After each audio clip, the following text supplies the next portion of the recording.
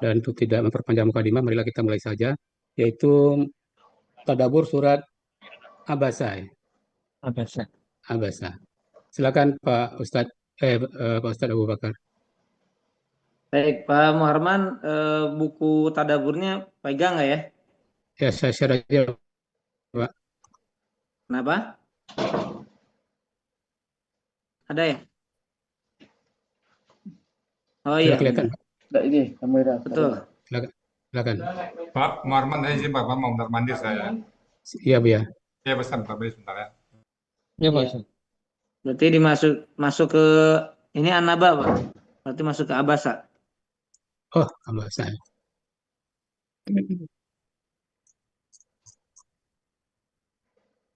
Kita Abasa lagi. Oh iya, Abasa.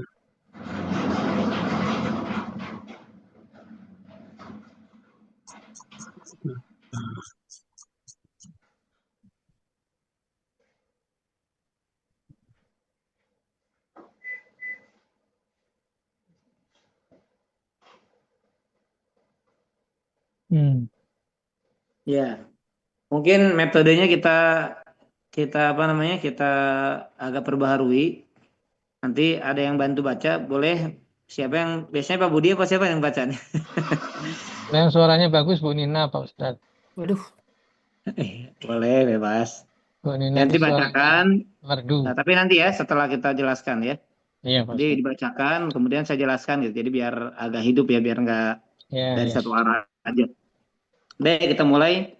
Bapak Ibu sekalian, rahimani rahimakumullah. Assalamualaikum warahmatullahi wabarakatuh. Waalaikumsalam. Assalamualaikum warahmatullahi wabarakatuh. Alhamdulillah, alhamdulillahilladzi anzala al-Qur'ana fi syahri Ramadan hudan lin-nasi wa bayyinatin minal huda wal furqan. Asyhadu an la ilaha illallah wahdahu la syarika lah wa asyhadu anna Muhammadan abduhu wa rasuluh. Amma ba'd.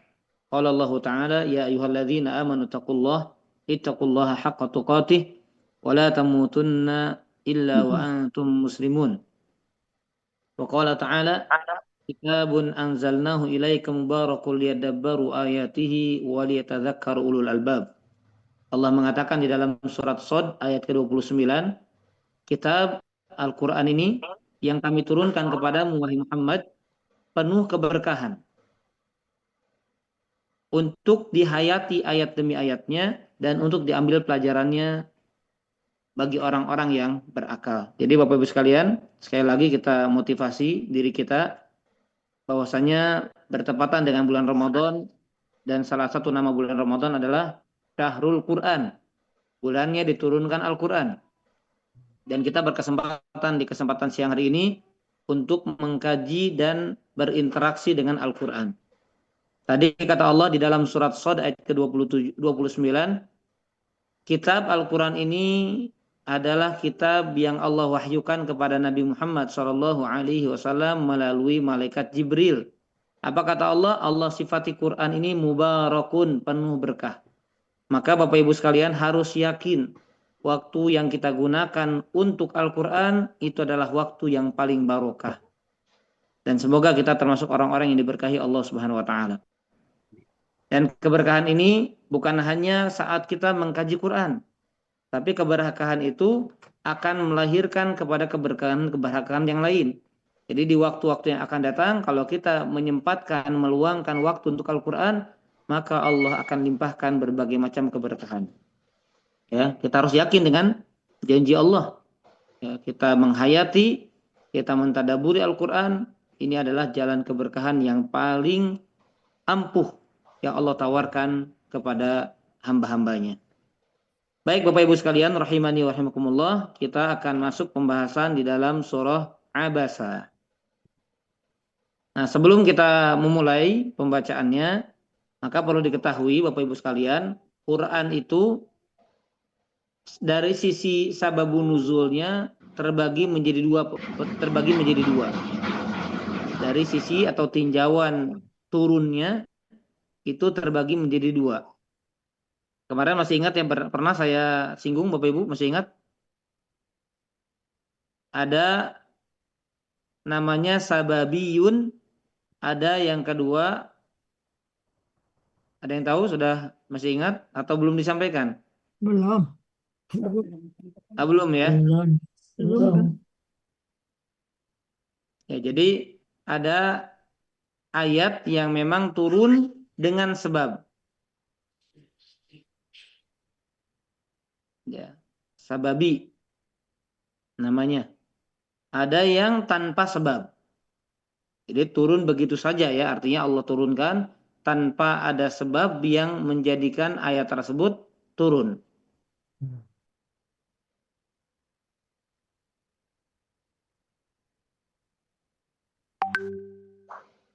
Nah, adapun surat Abasa ini, maka ini termasuk dalam kategori surah sababiyah. Artinya surat ini ada sebab turunnya.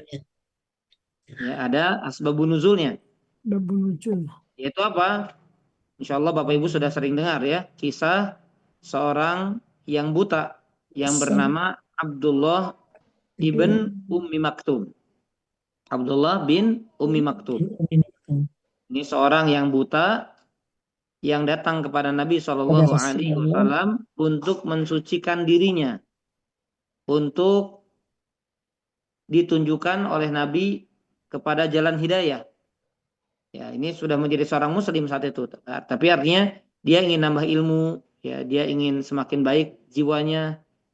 Maka datang kepada Nabi Shallallahu Alaihi Wasallam yang saat itu Nabi sedang sibuk dengan pembesar-pembesar Quraisy, ya, dengan orang-orang Quraisy dari kalangan para pembesarnya. Ya, jadi wajar ya Bapak Ibu ya. Ini sifat kemanusiaan. Kadang kita juga kalau ada pejabat, kadang teman kita yang biasa-biasa aja dicuekin dulu tuh karena kita sibuk dengan pejabat ya.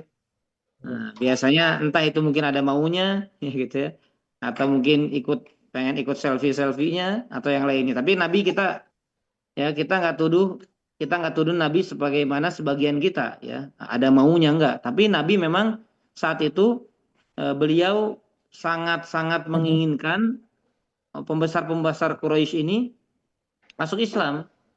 Nah, tapi Nabi, ya dalam tanda kutip di sini, Nabi tidak setahu apa yang Allah tahu.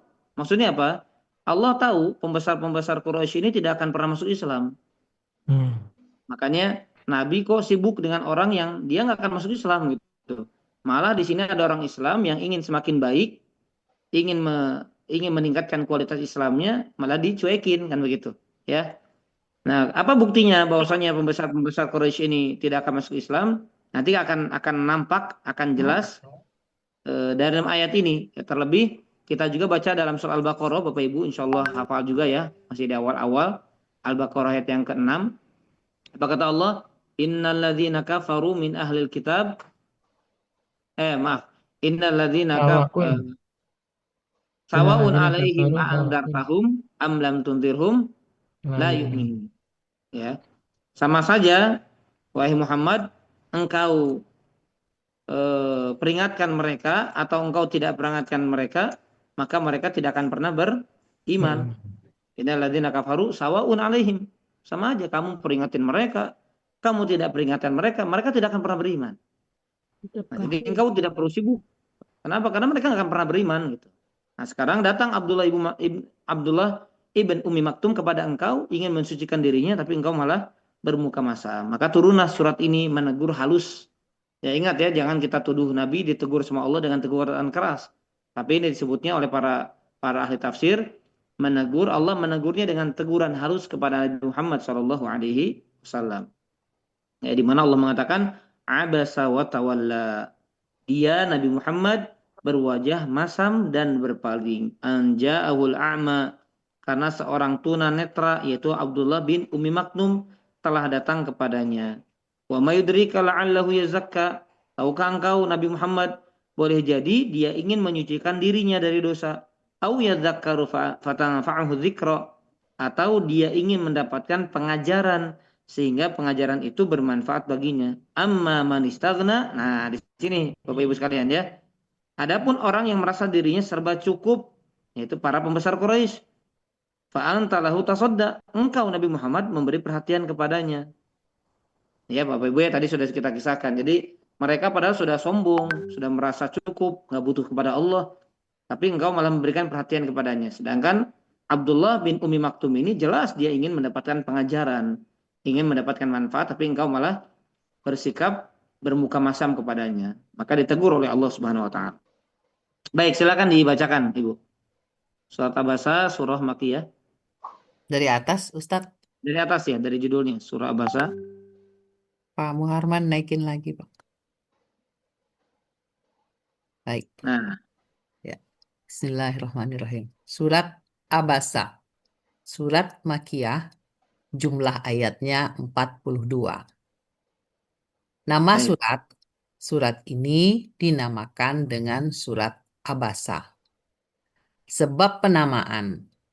Surat ini dinamakan dengan nama tersebut karena surat ini turun disebabkan peristiwa yang terjadi antara Nabi Muhammad SAW dengan Abdullah bin Ummu Maktum. As-Sahih Baik, al-Musnad min Asab an-Nuzul al-Wadi. baik. Pembahasan utama Baik, surat saya jelaskan dulu. Baik. Baik, terima kasih, Bu. Baik, tadi sudah dijelaskan ya bahwasanya Abasa ini surah termasuk kategori Makkiyah. Berarti di fase masih di awal-awal ya. Nabi masih di kota Mekah sebelum hijrahnya Nabi SAW ke kota Madinah. Madinah. Ya. Artinya Nabi saat itu masih mendakwahkan tauhid, masih mengajak orang-orang itu untuk beriman kepada Allah, untuk masuk ke dalam Islam. Nah, orang-orang yang masuk Islam masih segelintir karena masih di fase pertama, itu 13 tahun pertama dakwah. Karena kan Nabi itu berdakwah selama kurang lebih 23 tahun ya, dari usia 40 sampai 63 kurang lebih. Nah, maka di fase 13 tahun ini disebut dengan fase Makkiyah. Nabi SAW belum hijrah ke kota Madinah. Maka salah satu surat yang turun di fase Mekah ini, di fase Makkiyah ini adalah surat Abasa. Dan memang kategori Makkiyah ini secara umum bicara tentang tauhid. Ya, bicara tentang ajakan beliau kepada umat, kepada manusia saat itu untuk beriman kepada Allah, untuk mempersaksikan bahwasannya beliau adalah hamba dan utusan Allah Subhanahu wa taala. Nah, kemudian tadi sudah dibacakan bahwa surat ini dinamakan dengan Abasa karena ada kejadian ya. Kejadian tadi yang sudah kami ceritakan. Baik, silakan dilanjutkan. Pembahasan utama surat Abasa. Pembahasan utama surat ini adalah hiburan bagi orang-orang yang lemah dari kalangan orang-orang yang beriman. Baik. Hiburan bagi orang-orang yang lemah dari kalangan orang-orang yang beriman. Di antaranya siapa? Abdullah bin Maktum tadi, karena beliau buta. Ya. Sedikit kami informasikan juga tentang kisah Abdullah bin Umi Maktum ini, Bapak Ibu sekalian. Ini terutama untuk para lelaki ya. Nah, ibu-ibu juga punya tugas mengingatkan suaminya. Ibu-ibu juga punya tugas mendidik anak-anak laki-lakinya yang sudah balik. Nah, ini Abdullah bin Umi Maktum ini, Bapak Ibu sekalian, seorang yang buta yang tinggalnya tidak dekat dengan Masjid Nabawi. Nantinya, ya, ketika hijrah, kemudian membangun Masjid Nabawi. Nah, rumah beliau ini nggak terlalu dekat, bukan sampingnya gitu. Tapi butuh waktu untuk sampai ke Masjid Nabawi. Nah, suatu ketika, Bapak Ibu sekalian, ini kisah lain ya.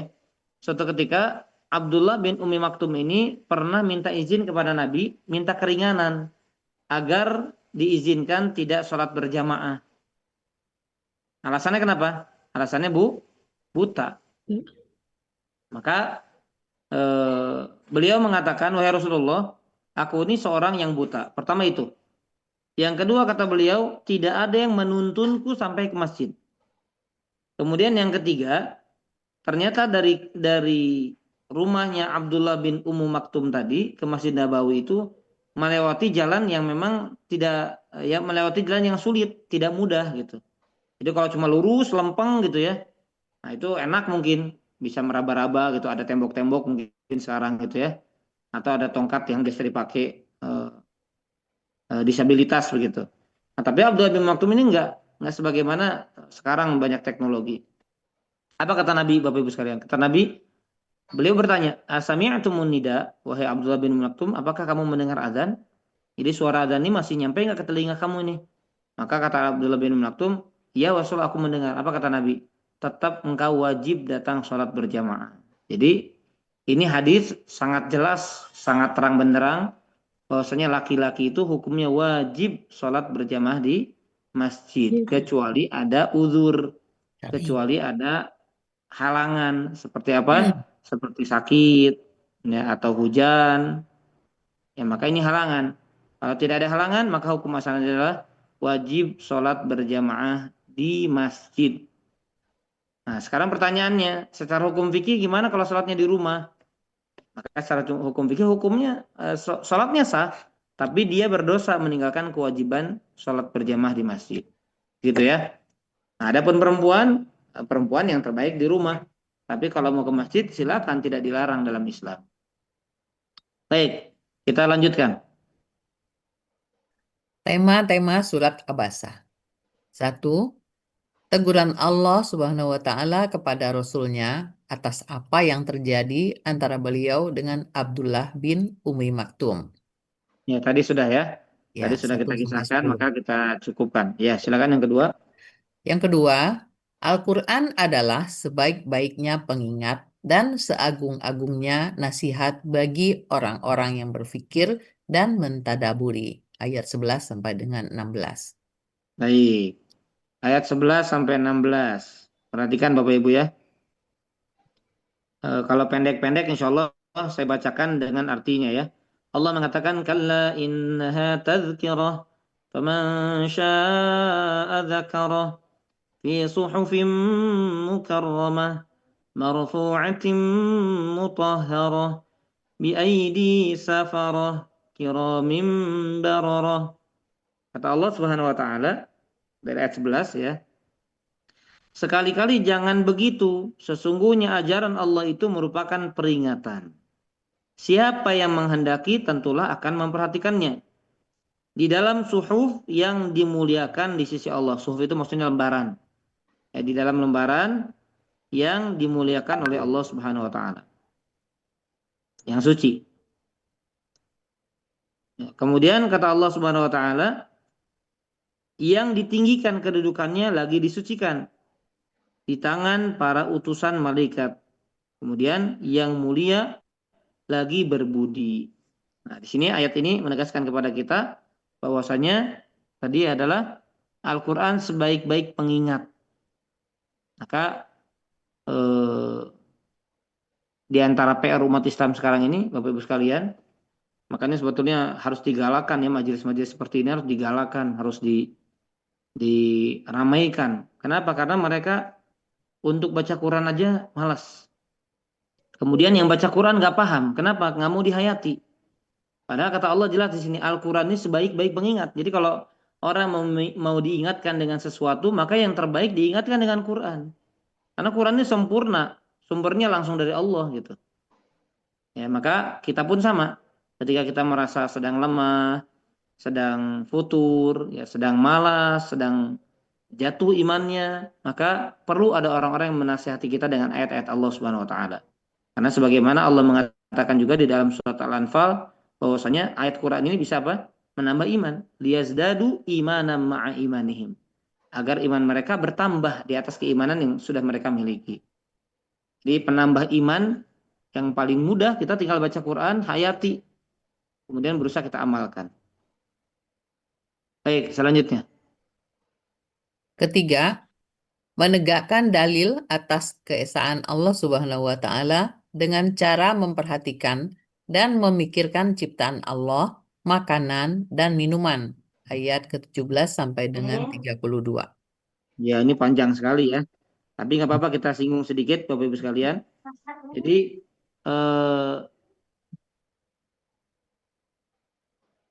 tadi sudah saya singgung Bapak Ibu. Surat-surat Makkiyah itu mengajak agar kita mengesahkan Allah. Nah, salah satunya ini surat Abasa. Lihat Bapak Ibu sekalian. Ketika Allah mengatakan menjelaskan ya, qutilal insanu ma akfara. Ayat 17 Bapak Ibu. Celakalah manusia, alangkah kufurnya dia. Kemudian apa kata Allah? Allah mengajak berpikir, min ayyi syai'in khalaqah. Kata Allah, dari apakah dia menciptakannya? Min nutfatin khalaqahu faqaddarah. Kata Allah Subhanahu wa taala, dia menciptakannya dari setetes mani lalu menentukan takdirnya. Nah, diajak berpikir. Jadi kita semuanya diajak berpikir. Ini manusia kok bisa kufur sama Allah? Kok bisa nggak beriman sama Allah? Padahal yang menciptakan dia siapa? Allah. Diciptakan dari apa? Dari setetes air mani tadi. Dari sesuatu yang hina. Kok bisa menyombongkan diri? Nah itu ya. Ajakan-ajakan seperti ini maksudnya adalah apa?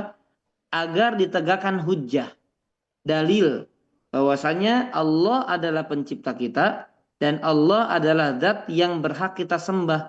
Tidak boleh kita menunjukkan sembahan-sembahan kita kepada selain Allah Subhanahu wa taala. Nah, kemudian kita langsung loncat di ayat 24-nya ya. Tadi kan tentang manusia, ya manusia diciptakan sama Allah, maka kita diperintahkan untuk beriman kepada Allah. Bahkan tugas utama manusia ketika Allah menciptakan manusia adalah untuk apa, Bapak Ibu? Apa tujuan Allah menciptakan Beribadah. manusia? Beribadah. Ibadah. Beribadah Ya, kepada Allah. jelas Untuk mengesahkan Allah beribadah berarti kepada ibadah itu kan. Allah. Apa kata Allah Subhanahu wa taala? Wa ma khalaqtul jinna wal insa illa liya'budun. Gitu ya. Beribadah. Nah, sekarang Bapak Ibu, Allah mengajak kita berpikir juga tentang makanan. Ayat 24. Falyanzuril insanu ila ta'amih. Kata Allah Subhanahu wa taala, maka hendaklah manusia itu memperhatikan makanannya. Anna sababna al-ma'a sabba. Kata Allah, sesungguhnya kami telah mencurahkan air dari langit dengan berlimpah. Jadi awalnya tumbuh-tumbuhan bisa tumbuh, kenapa? Allah turunkan hujan. Kemudian bisa tumbuh. Ada kacang-kacangan, ada sayur-sayuran, dan seterusnya kan begitu. Tsumma syaqaqnal arda syaqqa fa'ambatna fiha habba wa 'idaban wa qadba wa zaitunan wa nakhla wa hadaiqa ghulba wa fakihatan wa abba mata'an lakum wa li'an'amikum. Ya, kita perhatikan ya di ayat 26-nya saya bacakan. Kemudian kami belah bumi dengan sebaik-baiknya. Maksudnya belah, paham Bapak Ibu? Orang kalau mau nanam dia apa dulu? Dicangkul dulu kan? Jadi artinya Allah nggak jadikan bumi ini kayak beton gitu. Kalau beton coba mau tumbuh apa di beton? Tapi Allah jadikan tanah, yang mana tanah ini bisa dicangkul, terbelah. Kemudian ditanam benih di sana, bisa tumbuh-tumbuhan, ada sawah, ada lain-lain lah ya. Kemudian apa kata Allah Subhanahu wa taala? Lalu kami tumbuhkan padanya biji-bijian, anggur, sayur-sayuran, zaitun, pohon kurma, kebun-kebun yang rindang, buah-buahan dan rerumputan, semua itu disediakan untuk kesenanganmu dan hewan-hewan ternakmu. Jadi kita diajak berpikir sama Allah. Ini semuanya ya nikmat-nikmat yang ada ini siapa yang mengadakan gitu. Ya, jangankan ini semuanya, kamu siapa yang mengadakan? Kita semua siapa yang mengadakan? Allah. Nah, maka kalau kita sudah menyadari itu semuanya, apa yang harus kita lakukan? Ya sudah. Berarti memang kita di dunia ini bukan dibiarkan begitu saja hidup. Ada tujuan untuk beribadah. Yang diibadahi adalah Allah Subhanahu wa taala. Maka jangan lupa kepada siapa yang menciptakan kita, siapa yang memberikan nikmat kepada kita, dan apa tujuannya kita dihidupkan, apa tujuannya kita diberi nikmat. Itu semuanya diperuntukkan agar menjadi sarana kita beribadah kepada Allah Subhanahu wa taala. Begitu Bapak Ibu ya. Nah, ini penting tauhid itu Bapak Ibu. Penting tauhid agar kita, tadi sudah saya bacakan ayatnya ya. Quran itu adalah waliyatadzakkaru ulul albab. Agar orang-orang yang sehat akalnya itu mengambil pelajaran. Berarti orang yang nggak bisa mengambil pelajaran dari Al-Quran, secara makna tersiratnya berarti orangnya akalnya nggak waras kata Allah. Karena kalau orang waras akalnya, dia harus bisa mengambil pelajaran. Jadi kalau kami katakan ya, jadilah kita orang-orang yang waras. Jangan jadi orang-orang yang nggak waras. Yang Allah kasih akal, tapi kita nggak mau gunakan akal kita ini untuk memikirkan dan menghayati ayat-ayat Allah Subhanahu wa taala. Semoga Allah berikan kesehatan pada akal kita. Ya Allah jauhkan kita dari pikun. Allah jauhkan kita dari penyakit. Allah jauhkan kita dari berbagai macam hal-hal yang membuat kita jauh dari Allah Subhanahu wa taala.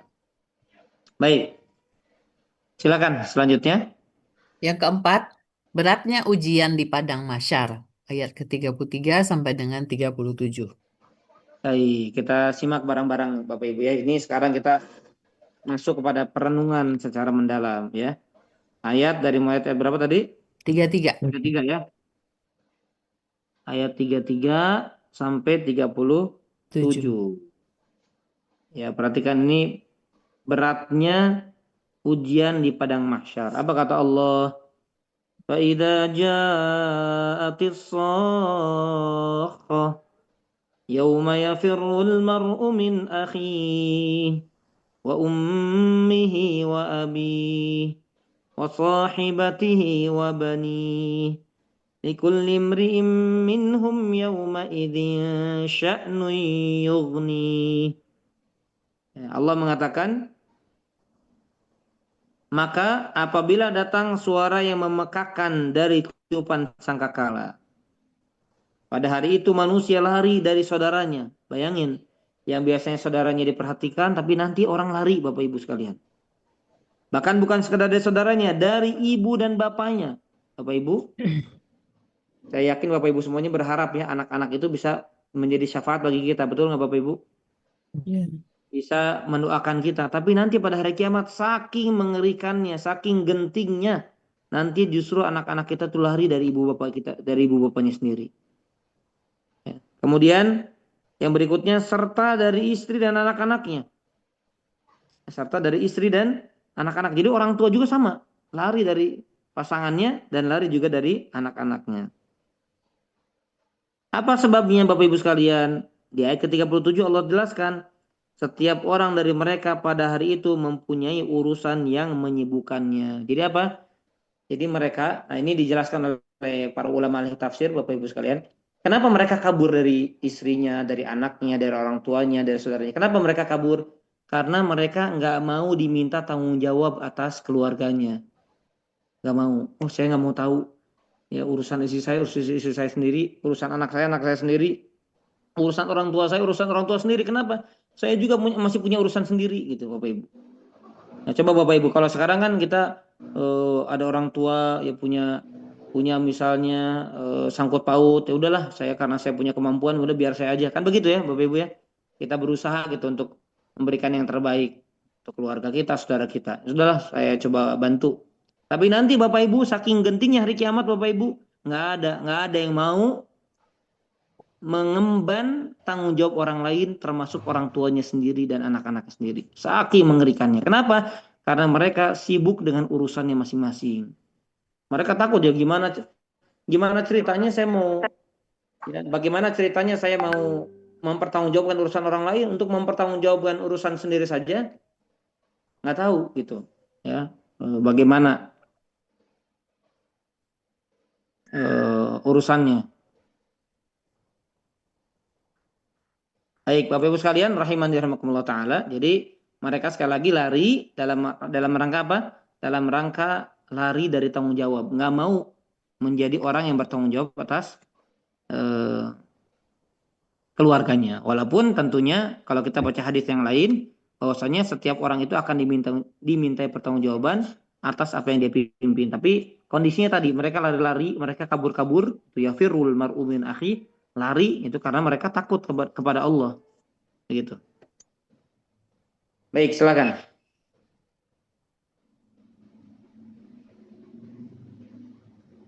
Bu Nina, Dilanjutkan. Ya, Pak. Yang kelima, kondisi-kondisi manusia dan perbedaannya. Golongan bahagia dan golongan sengsara. Ayat ke-38 sampai 42. Ya, sampai ayat terakhir ya saya bacakan. Wujuhun yawma idzin musfirah, dhahikatun mustabshirah, wa wujuhun yawma idzin 'alaiha ghabarah, tarhaquha qatarah, ulaika humul kafaratul fajarah. Di ayat ke-8 Allah mengatakan, pada hari itu ada wajah-wajah yang berseri-seri. Berarti ini golongan yang bahagia. Kelihatan nampak di wajahnya. Ya. Tertawa lagi gembira ria. Kemudian ayat 40-nya ini golongan yang kedua. Pada hari itu ada pula wajah-wajah yang tertutup debu yaitu suram. Dan tertutup oleh kegelapan ditimpa kehinaan dan kesusahan. Mereka itulah orang-orang yang kafir lagi para pendurhaka. Jadi yang bahagia adalah orang yang beriman, orang muslim, dan orang-orang yang kufur, mereka suram wajahnya. Jadi ibarat kata kalau bahasa anak muda sekarang madesu gitu ya. Masa depan Suram. suram. Kita juga madesu, tapi beda singkatannya Bapak Ibu. Kita juga mudah-mudahan madesu, tapi masa depan sukses. Amin ya rabbal alamin. Ya. Ya. Nah, jadi madesu itu ada dua ya. Ada masa depan suram, ada masa depan sukses. Nah, kita jangan jadi yang suramnya. Tapi jadilah orang-orang yang sukses. Apa itu kesuksesan yang nyata Bapak Ibu? Saya ingin tanya dulu nih sebelum nanti ada pertanyaan.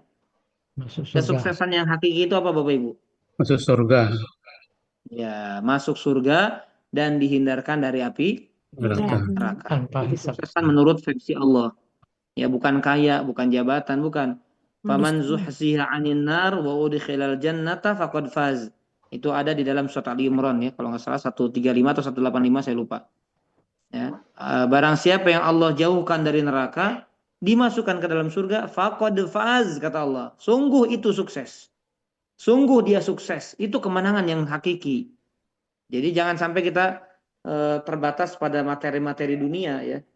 Oh, saya sudah pencapaiannya ini, pencapaiannya itu. Sudah selesai ini, sudah dapat cita-cita ini. Nah, itu bukan sukses. Sukses itu nanti di akhirat. Orang yang sukses di akhirat dihindarkan dari api neraka, dimasukkan ke dalam surga. Alias madesu tadi ya, masa depan. Nah, ini juga sama ya. Madesu masa depan surga gitu ya. Depan surga. Singkatan-singkatannya banyak ya. Baik, masih ada lagi silakan. Faedah surat Abasa.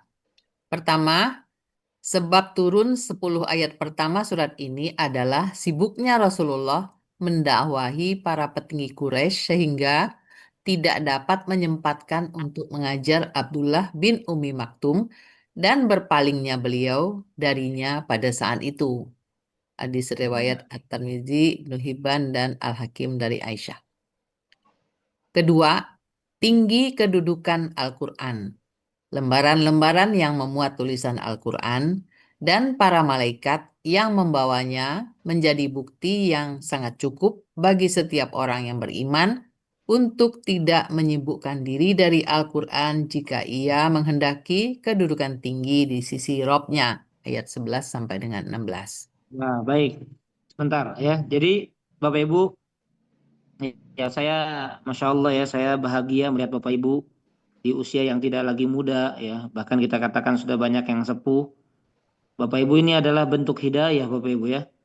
Tidak banyak orang seperti ini, yaitu mereka berinteraksi dengan Quran, karena dengan Al-Quran itu Allah akan meninggikan seseorang. Sebagaimana dengan Quran Allah rendahkan seseorang. Maksudnya apa? Ketika seorang itu bergaul dengan Quran Allah tinggikan. Ketika seorang itu memboikot, menjauhkan dirinya dengan Quran, itu Allah rendahkan serendah-rendahnya. Jadi cukuplah menjadi tanda kerendahan seorang hamba ketika Allah jauhkan dia untuk berinteraksi dengan Quran. Untuk bacanya aja nggak sempat, apalagi sampai mengkaji ya. Ada gramatikanya, ada tadaburnya, dan ya ini sebuah rasa syukur saya juga ya, alhamdulillah melalui Pak Muharman kita bisa bergabung bersama, kita bisa sama-sama mengkaji, menghayati ayat Al-Quran. Ya, ini walaupun ini PR-nya sebetulnya tiap hari gitu ya, tiap hari kita. Nah, makanya mungkin dengan guru dengan saya untuk dijelaskan lebih dalam ya nggak masalah dengan pertemuan yang terbatas. Nah, tapi ini petunjuk Bapak Ibu sekalian, tingginya kedudukan Al-Quran. Jadi orang yang dengan Al-Quran pasti ditinggikan sama Allah. Bahkan para ulama menjelaskan Bapak Ibu sekalian, derajat di surga itu tergantung kepada ayat yang terakhir dia hafal, dia kaji, dia hayati. Itu. Jadi semakin tinggi derajatnya di sisi Allah. Makanya kata para ulama, sebagian ulama mengatakan derajat di surga itu jumlahnya sama seperti jumlah ayat di Quran. Yang ribuan itu. Berarti semakin banyak ayat yang dia pahami, dia kaji, dia hafalkan, semakin tinggi. Makanya Nabi kan paling tinggi. Kenapa ya? Wahyunya disampaikan kepada Nabi. Ya hafal, ya paham, ya mengamalkan. Gitu. Paling tinggi. Ya, maka kalau kita ingin kedudukan yang tinggi di sisi Allah, nah, jalannya diantaranya adalah dengan berinteraksi dengan Al-Quran Al-Karim. Baik, silakan lanjutkan. Yang ketiga, dalam surat ini disebutkan bahwasanya seorang hamba akan lari dari setiap kerabat dekatnya hingga dari ibunya. ayat 34 sampai dengan 36. Ya. Namun, disebutkan dalam surat Al-Ma'arij bahwasanya seseorang akan menebus dirinya dari siksa api neraka dengan setiap kerabat dekatnya kecuali ibunya. Hal ini karena surat Al-Ma'arij menunjukkan keadaan penebusan, maka ia tidak dapat memohon kepada Allah untuk membinasakan kedua orang tuanya sebagai tebusan dirinya agar selamat dari api neraka karena tingginya kedudukan keduanya. Adapun dalam surat Abasa adalah keadaan yang menunjukkan sikap menjauhi. Maka tidak mengapa seseorang menjauh dan lari dari mereka semuanya. Paham Bapak Ibu? Jadi intinya begini ya, intinya saya jelaskan. Jadi ada momen di mana orang-orang itu lari karena memang tidak mau dimintai hisab atas dosa, atas kesalahan keluarganya. Bahkan dari bapak ibunya lari, nggak masalah, karena memang aduh, ya Allah saya nggak tahu itu orang tua saya melakukan begini, saya nggak tahu, ya Allah saya nggak mau tahu, lari. Ya ini momen lari itu mungkin terjadi.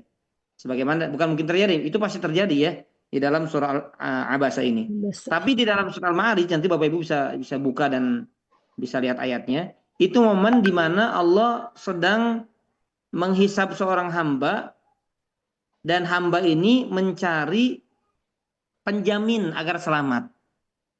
Nah, maka sampai-sampai kalau tadi kan momen lari, sekarang momen jaminan.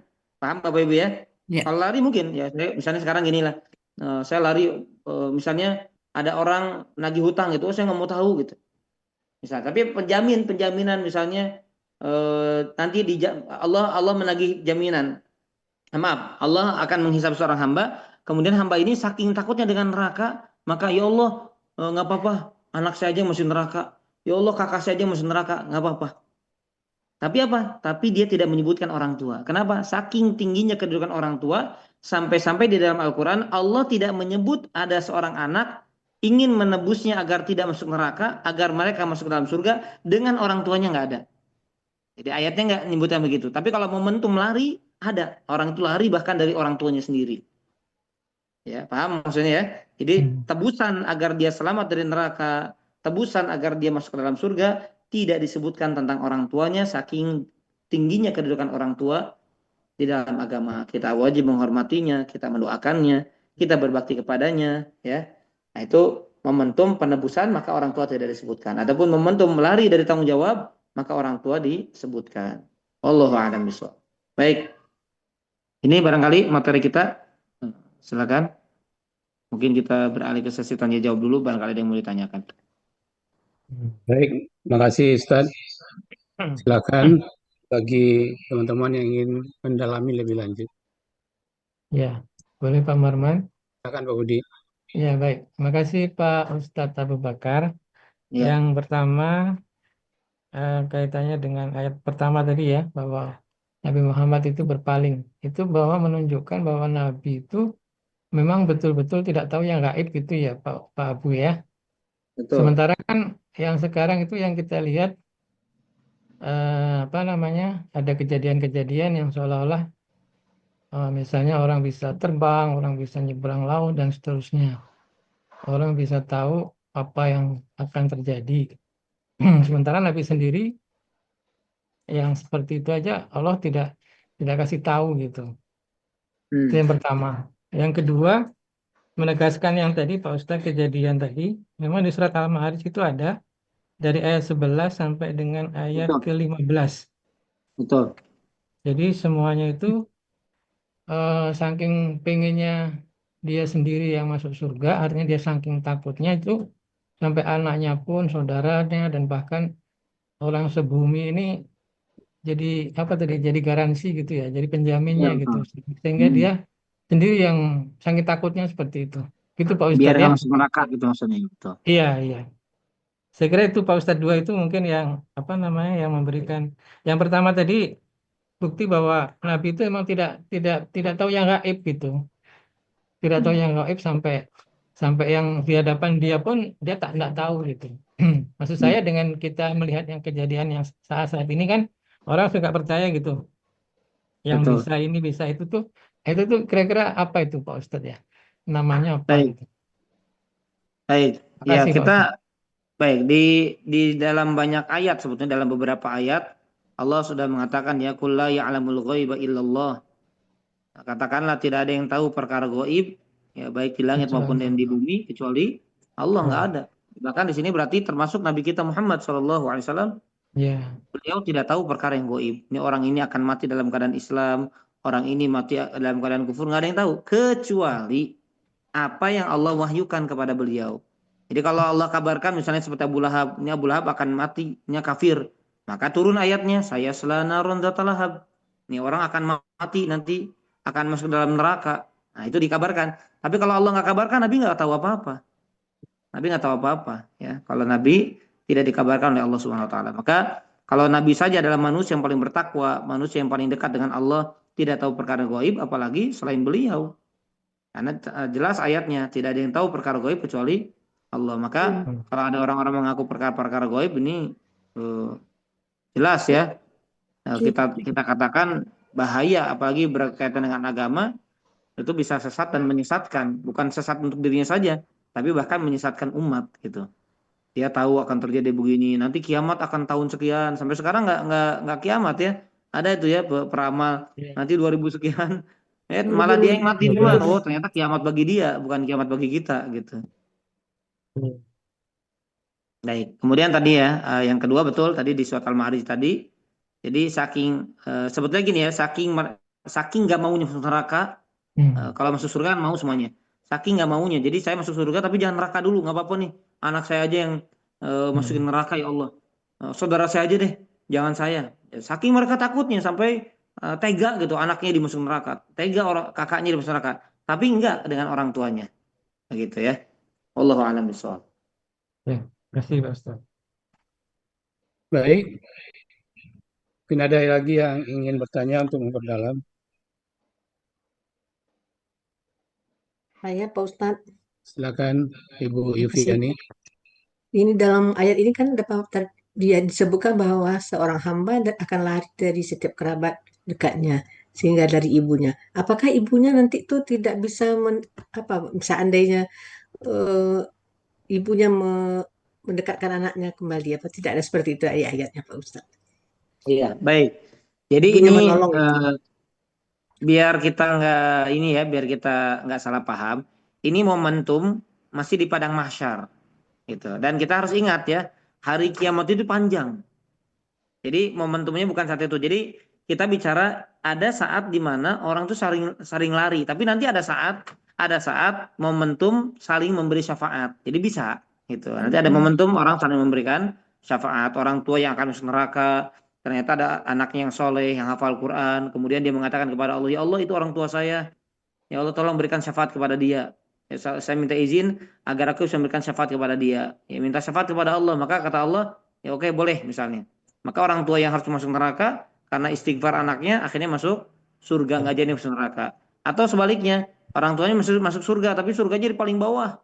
Maka anaknya meminta, ya Allah orang tua saya ini yang mendidik saya, orang tua yang mengajarkan saya, dia menafkahi saya, dia begini. Walaupun amalnya sedikit, tapi karena permintaan anaknya, maka Allah tinggikan derajatnya, naik surganya. Nah itu saling memberikan syafaat. Jadi ya, agar tidak mutasyabihat, tidak rancu, maka kita harus katakan dan kita harus jelaskan bahwasanya ada momentum mereka saling lari tadi, saking gentingnya hari tersebut. Tapi nanti ada momentum orang saling memberikan syafaat. Begitu Ibu penjelasannya. Iya. Allahu Baik. a'lam. Oh, terima kasih Ustadz. Naluri seorang ibu itu Ustaz. Pengen Iya melindungi. betul. Iya. Baik. Silakan teman-teman yang lain. Assalamualaikum Ustadz. Silakan. Waalaikumsalam. Saya melihat yang nomor 2 Ustadz. Nah, ada di situ kata-kata untuk tidak. Nah, bagaimana maksudnya kata untuk tidak? Maksudnya begitu. Untuk tidak menyebutkan. Ya, penjelasan kata-kata untuk tidak. Baik, di sana dikatakan, saya baca lagi ya. Bukti yang sangat cukup bagi setiap orang yang beriman untuk tidak ke bawah lagi Pak Muharman. Nah, Pak, ya. Baik, yang kedua ya. Bukti dari tengah ya, yang sangat cukup bagi setiap orang yang beriman untuk tidak menyibukkan diri dari Al-Quran. Nah ya, ini memang terjemahannya agak baku ini. Maksudnya gini ya, kalau diterjemahkan, saya terjemahkan, ini Al-Quran ini kan sebagai lembaran-lembaran yang memuat isi Al-Quran, kan begitu ya. Kemudian malaikat membawanya. Nah maka orang beriman itu jangan sampai dia lalai dari Al-Quran gitu maksudnya. Untuk tidak menyibukkan diri dari Al-Quran. Maksudnya jangan sampai dia sibuk dengan urusan lain sehingga menyibukkan dia lupa dengan Quran. Paham Ibu? Iya. Paham ya? Jangan sampai dia sibuk dengan urusan dunia, lupa dengan Quran gitu. Atau dengan kata lain, jangan sampai dia lalai atau sampai bahkan memboikot Al-Quran. Itu maksudnya untuk tidak menyibukkan, bukan untuk tidak baca Quran, bukan, tapi untuk tidak menyibukkan dari Al-Quran. Menyibukkan diri dengan Quran. Artinya apa? Sibukkan diri dengan Quran gitu, Bu. Itu maksudnya. Itu terjemahannya terlalu kurang pas lah. Terlalu gramatikal. Iya.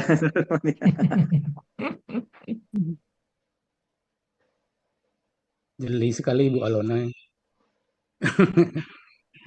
Baik, sepertinya Bu Yuliani mau bertanya. Saya mau nanya itu aja Pak Ustadz, istighfar yang terbaik untuk almarhum dan almarhumah orang tua kita apa Pak Ustadz?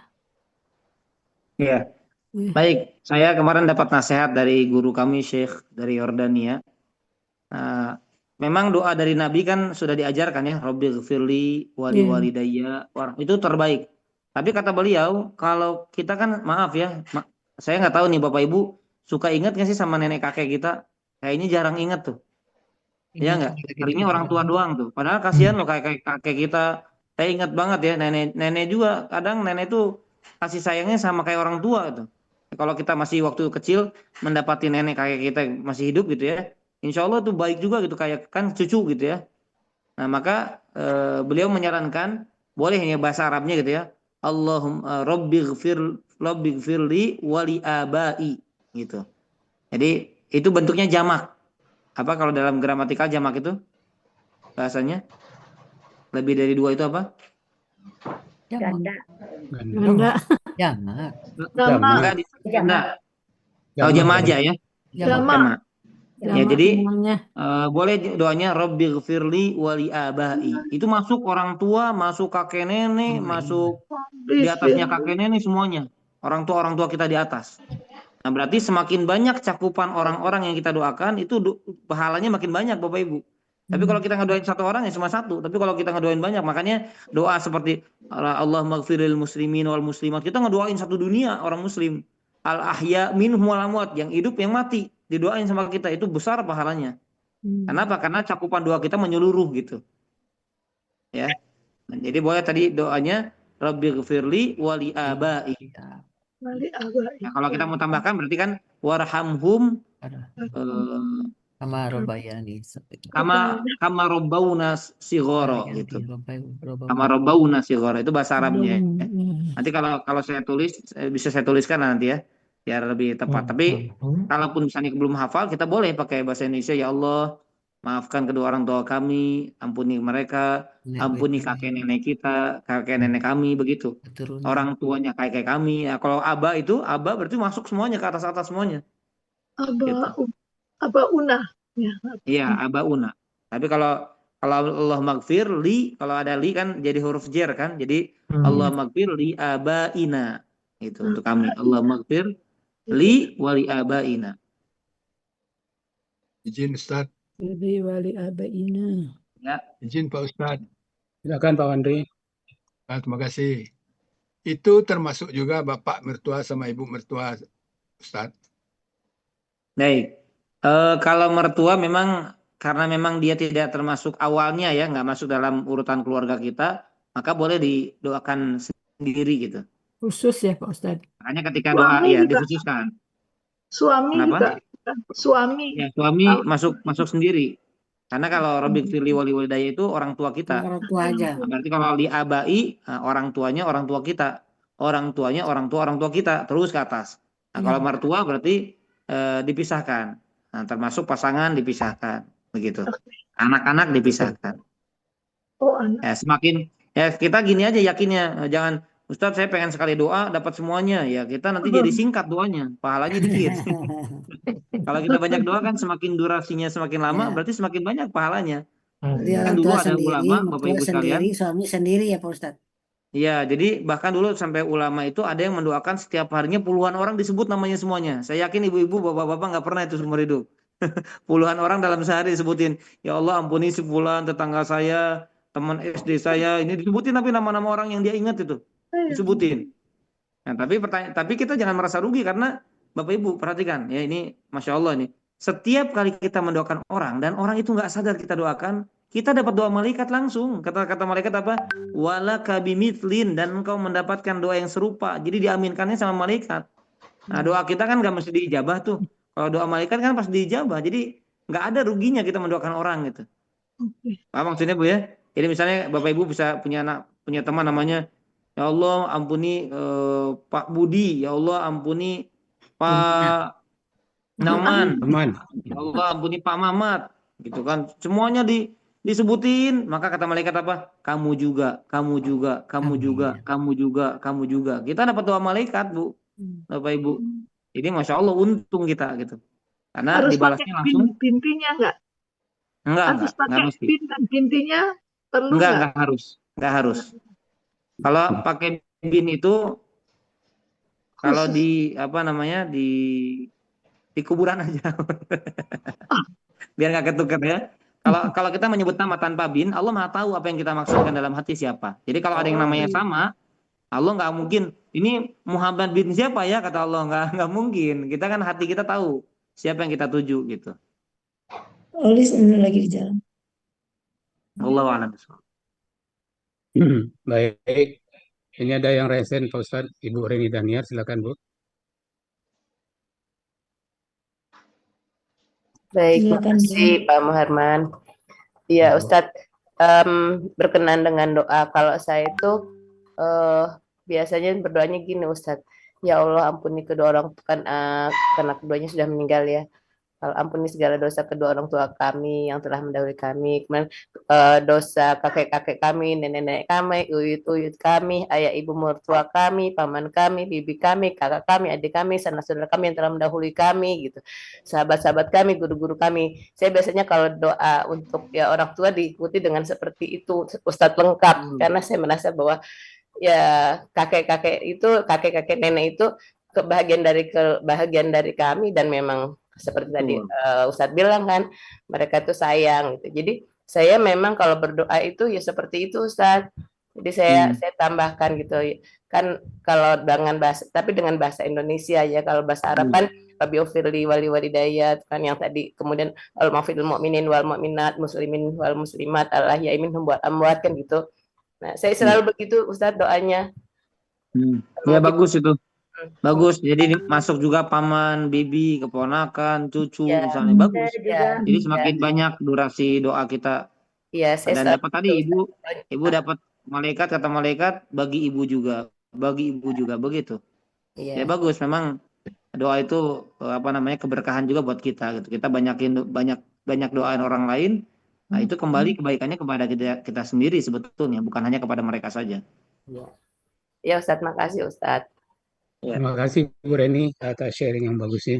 Iya, makasih Pak Muharman. Ya, izin Pak Muharman, satu lagi silakan. boleh? Oh, boleh Pak. Tapi di luar konteks abasa ya.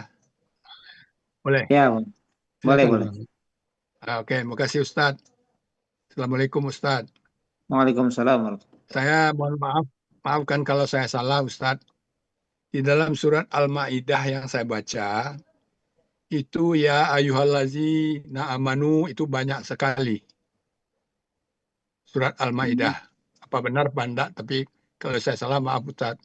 Yep. Apakah sama dengan ya ahlal kitab yang Yang tadi. banyak di Cuma surat hari ini ada Al-Maidah lagi. ini. Gopi, Belum. Ya, Gopi. ahlal kitab ini kan orang-orang yang beriman juga pada kitabnya. Nah, bagaimana bedanya tuh Ustaz? Gitu aja Ustaz. Makasih Ustaz. Baik. Bedanya, ini kan Quran kan turun di masa Nabi ya. Quran turun di masa Nabi. Di masa Nabi Muhammad SAW sudah menjadi Nabi dan menjadi Rasul. Maka kalimat ya ahlal kitab itu kepada Yahudi dan Nasrani, Bapak Ibu, Bapak ya terutama ya. Kepada Yahudi dan Nasrani. Maka mereka dikatakan ahlul kitab. Nah makanya ulama sekarang khilaf. Kalau ahlul kitab sekarang ini berlaku nggak ahlul kitab orang Yahudi dan Nasrani sekarang gitu. Ada khilaf dan para ulama. Tapi kalau di zaman Nabi itu tidak diperselisihkan oleh para ulama, mereka dinamakan ya ahlul kitab. Tapi mereka tidak dikatakan orang beriman. Mereka punya haknya ahlul kitab. Seperti contohnya apa? Kalau ahlul kitab boleh diantaranya, kalau dia wanita boleh dinikahi oleh orang Muslim. Itu bedanya. Beda kalau bukan ahlul kitab. Misalnya maaf ya saya sebut agamanya Hindu, Buddha, Konghucu, kemudian satanisme dan lain sebagainya nggak boleh dinikahin. Karena itu golongannya musyrik gitu. Allah mengatakan di dalam Al-Baqarah, aduh lupa ayatnya. Intinya jangan kalian wala tungkihul musyrikati hatta yu'min. Janganlah kalian menikahkan anak-anak wanita kalian dengan musyrikat. Orang-orang wanita-wanita musyrik, anak-anak kalian dengan wanita-wanita musyrik sampai mereka beriman. Nah, kalau ahli kitab boleh. Contohnya dalam Al-Maidah tuh, Bapak, di ayat yang kelima. Itu di sana ada hukum tentang bolehnya menikah ahli kitab. Nah, jadi ahli kitab ini punya hukum sendiri. Ya, seperti makanannya boleh kita makan, gitu. Di ayat kelima itu ya, al-yauma uhilla lakumut thayyibat wa ta'amul ladzina utul kitab tuh. Wa ta'amul ladzina utul kitab, makanan ahli kitab. Hilul lakum, halal bagi kalian. Wa ta'amukum hilul lahum, makanan kalian juga halal bagi mereka. Nah, begitu. Ya. Nah, jadi bedanya apa dengan orang beriman? Kalau orang beriman berarti mereka sudah masuk Islam. Ya, para sahabat Nabi. Nah, kemudian yang datang setelah mereka sampai ke kita, itu masuk ya ayyuhalladzina amanu. Ya, kita berarti orang-orang yang tidak beriman tapi mereka masuk ke dalam orang-orang yang mengikuti Nabi Musa, Nabi Isa, tapi kita katakan beriman. Kenapa? Setelah diutusnya Nabi Muhammad SAW, maka tidak ada agama yang Allah ridhoi kecuali Islam. Dalilnya adalah surat Al-Imran, inna dina indallahil Islam. Jadi walaupun mereka diistilahkan ahli kitab, tapi mereka terancam. Ya, mereka termasuk orang-orang yang kufur kepada Allah. Tidak masuk dalam panggilan ya ayyuhalladzina aman lagi. Walaupun mereka beriman kepada kitab sebelumnya. Tapi setelah turunnya Nabi kan nggak boleh lagi orang beriman kepada nabi-nabi lain. Maksudnya nggak beriman itu nggak boleh ikut lagi syariat nabi lain kecuali syariat Nabi Muhammad SAW. Begitu maksudnya, Pak. Tapi dalam konteks Al-Maidah ini kan artinya hidangan ya Ustaz. Tapi banyak sekali, benar kan yang ya ayyuhalladzina amanu banyak sekali di sini? Betul, banyak, betul ya. Berarti himbauan-himbauan yang banyak kepada orang-orang beriman di dalam Al-Maidah ini. Betul. Nah, jadi gini. Nah, gimana? Terus lanjutkan, gimana Pak? Intinya bukan hanya mengenai hidangan saja. Tadi kan yang ayat 5 ini memang mengenai makanan, gitu, itu jelas. Iya. Yang lain-lain kan tidak. So, menikahi orang-orang yang musyrik. Jadi aturan-aturan juga banyak di dalam Al-Maidah ini. Begitu Ustaz, kira-kira. Benar kan Ustaz? Betul. Jadi, nah ini kita tambahkan ya. Ketika ada nama surat, nah kita jangan fokus, oh berarti kalau nama surat Al-Maidah semuanya bicara hidangan saja. Enggak. Ya, itu intisari, itu salah satu pembahasan yang dibahas. Makanya dinamakan Al-Maidah. Tapi bukan berarti isinya tentang hidangan saja. Contohnya saja, Pak. Di ayat misalnya ayat 101 tuh, Pak. Ya ayyuhalladzina amanu la tas'alu an asya in tubdalakum tasukum. Wahai orang beriman, jangan kau bertanya sesuatu yang kalau kamu tanyakan itu malah menimbulkan menyusahkan kamu. Misalnya kayak Bani Israil dulu. Disuruh nyembelih sapi, kan jelas. Pokoknya nyembelih sapi, nanya warnanya apa, umurnya segimana. Menyusahkan nggak? Menyusahkan. Gitu kan. Nah, sama kayak kita mengimani gini, Pak. Kita mengimani adanya Ashabul Kahfi. Ashabul Kahfi berapa? Wa yaquluna sab'atu wa 7 dan 8 dengan anjingnya. Ada orang iseng nanya, Ustadz, anjingnya masuk surga nggak sih? Nah, itu menyusahkan kita buat apa? Nggak ada urusan sama agama kita, nggak akan nambah iman. Nah, gitu sama misalnya contohnya ikannya Nabi Yunus. Ustadz, ikannya Nabi Yunus tuh gedenya Itu segimana Bapak sih, berapa ton sih? Terus sekarang hidup di mana, samudra mana? Apa urusannya dengan kita? Nggak ada urusannya sama agama kita. Nah, gitu. Jadi, ini contohnya. Kita dilarang bertanya sesuatu yang menyusahkan kita. Itu salah satunya. Kemudian misalnya ada tentang khamr juga, ayat 90 tuh. Tentang khamr. Kayak orang-orang beriman, khamr itu, kemudian judi, adu nasib, dan lain sebagainya, diharamkan. Jadi bukan hanya sekedar hidangan, betul. Wallahu a'lam bishawab.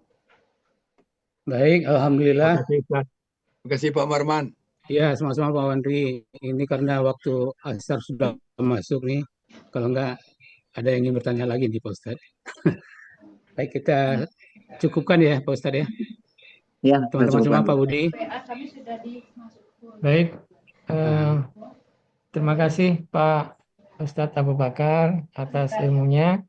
Mudah-mudahan di bulan yang baik ini, bulan Ramadan yang penuh berkah ini, kami semuanya tetap istiqomah.